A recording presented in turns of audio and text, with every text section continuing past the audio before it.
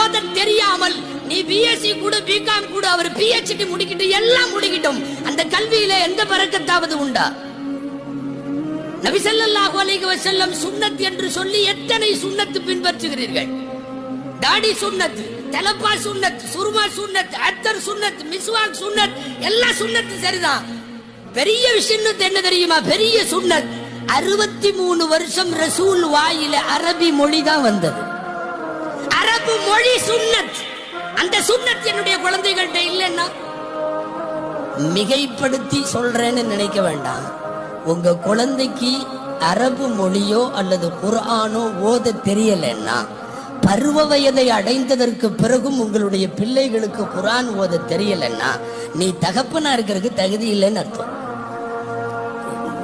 முபாலகானை மிகைப்படுத்தி எல்லாம் பேசல, உண்மை அதுதானே. நாயக